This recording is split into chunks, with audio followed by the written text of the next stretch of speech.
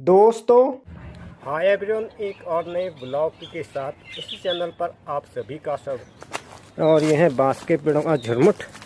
इसको मैंने यहाँ से कर लिया है क्रॉस। और ये पगडंडी होती हैं, जो डंडी नुमा संरचना को हम लोग पगडंडी कहते हैं, सभी लोग पगडंडी कहते हैं।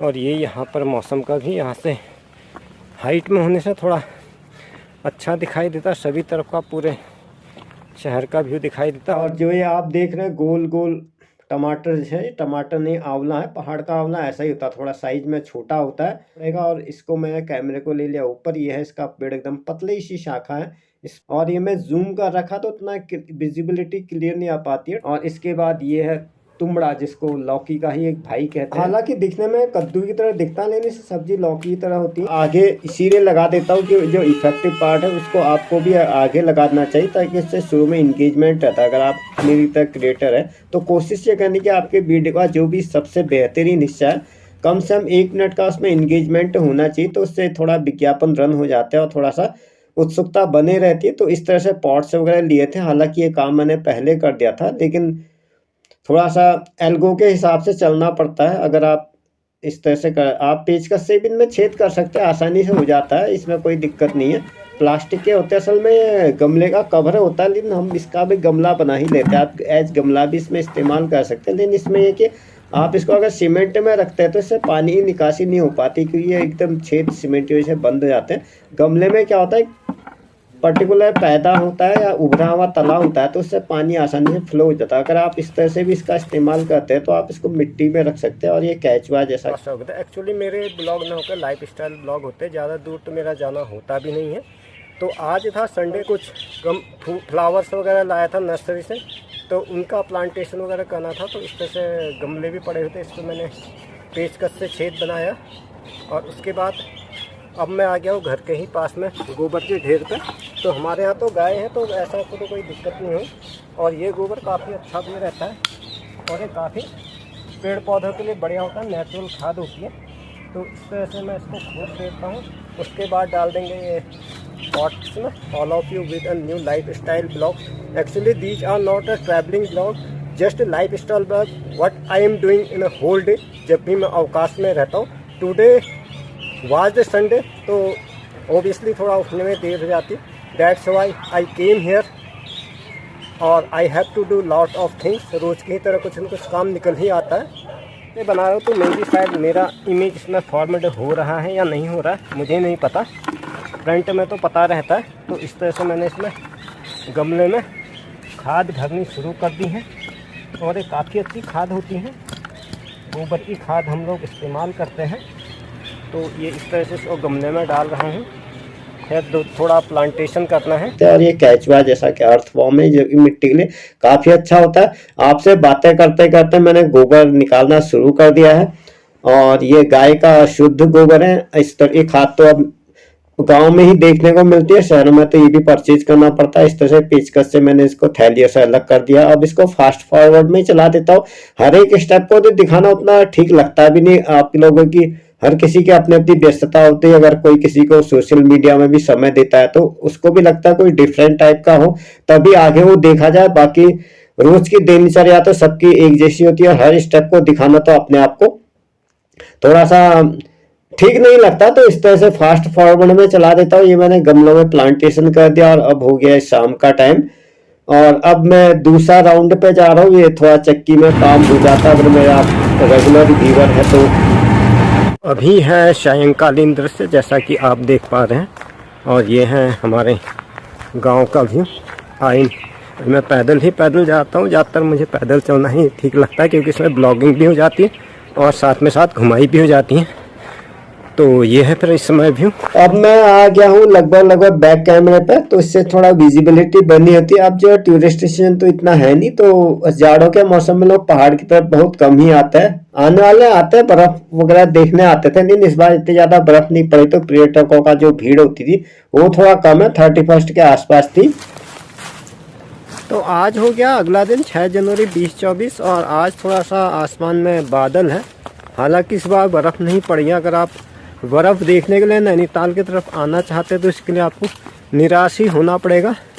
31 अथवा 1 तारीख के आसपास पड़ी तो वही बहुत मामूली जबकि आसपास के क्षेत्र में पिछली बार तक बर्फ़ पड़ जाती थी। नैनीताल, मुक्तेश्वर, भवाली, रामगढ़ ऐसे सारे हिल एरिया हैं जो कि आसपास ही कनेक्टेड है, लेकिन इस बार बर्फ़बारी नहीं हुई है।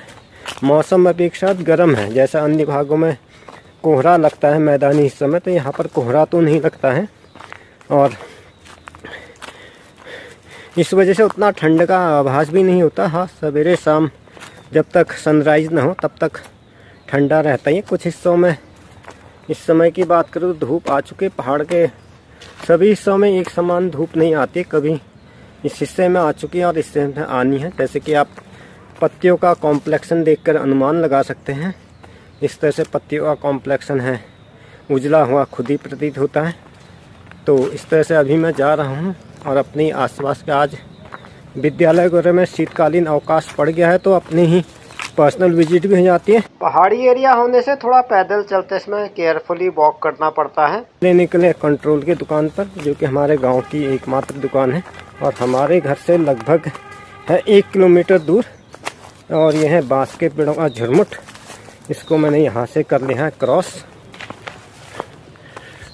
और ये पगडंडी होती हैं, जो डंडी नुमा संरचना को हम लोग पगडंडी कहते हैं। सभी लोग पगडंडी कहते हैं।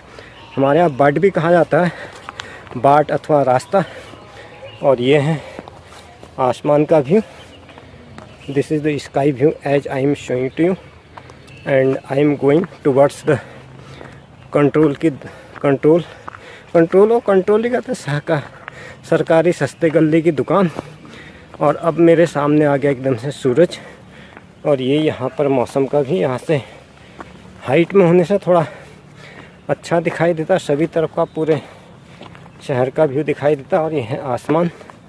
हालांकि कुछ बादल हैं, लेकिन ज़्यादातर आसमान एकदम साफ़ है। और मैं इस तरह से रोड को पार कर रहा हूँ की दुकान। अब चूँकि बायोमेट्रिक हो गया तो उसमें दिक्कत भी होती है। जिसका कार्ड होता है उसको खुद ही जाना होता है। कुछ फ़ायदा भी है, कुछ नुकसान भी है। फ़ायदा ये है कि जिसका है वही लाभार्थी उस राशन कार्ड का इस्तेमाल कर सकता, दूसरा मिसयूज नहीं कर सकता। कई बार क्या होता था, हम पड़ोसी को देते जाओ भैया ले आओ, और वे ले आते थे। लेकिन अब हमें खुद ही जाना पड़ता है और लाना पड़ता है सरकारी सस्ते गल्ले की दुकान से राशन।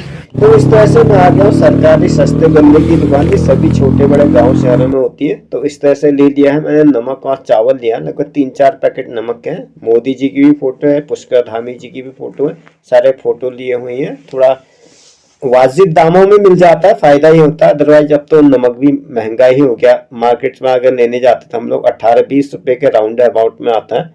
इसमें थोड़ा 10 रुपी से कम का, ये 9 रुपी का है यहाँ पर। हो सकता है आपके यहाँ थोड़ा डिफरेंस हो, वैसे डिफरेंस ही नहीं होता, एक ही रेट होता है।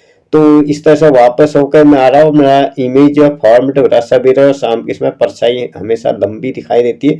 इससे आप अनुमान लगा सकते हैं प्रातः काल का दृश्य और लंबी क्यों दिखाई देती है।